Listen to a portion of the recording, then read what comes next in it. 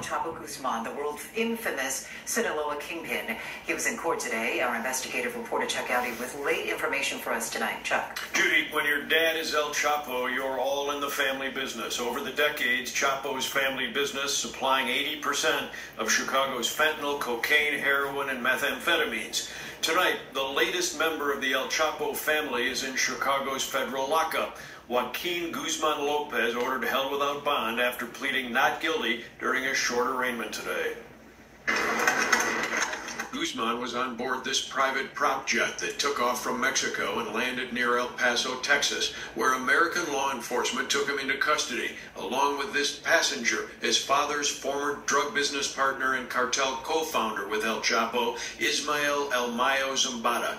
The circumstances of the mysterious plane diversion to a U.S. airport tonight remain largely unknown, even as 38-year-old Guzman has been brought to Chicago to face federal drug trafficking charges. I'm not sure exactly what actually happened, but all I know is that Joaquin Guzman is in Chicago and I'm representing him. After entering a not guilty plea at a courthouse that today was rung by extra security, Guzman's attorney disputed public accounts of how the plane ended up in Texas, that it was a kidnapping by Guzman, or that he tricked El Mayo and turned him over to U.S. officials in an effort to obtain a favorable plea deal. The lawyer says Guzman is not cooperating. It's very interesting. I don't disagree with the allegations, but as I said, the allegations keep changing, by the day.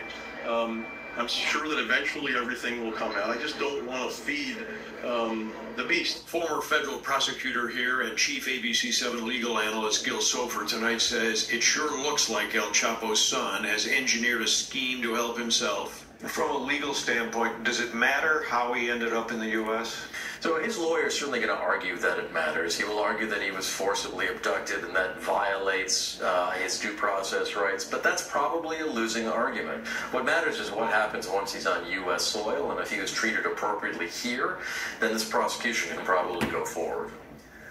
Whoever masterminded the flight to justice from Mexico to Texas and now to a courtroom in Chicago, there is a practical result to being arrested on American soil instead of Mexican.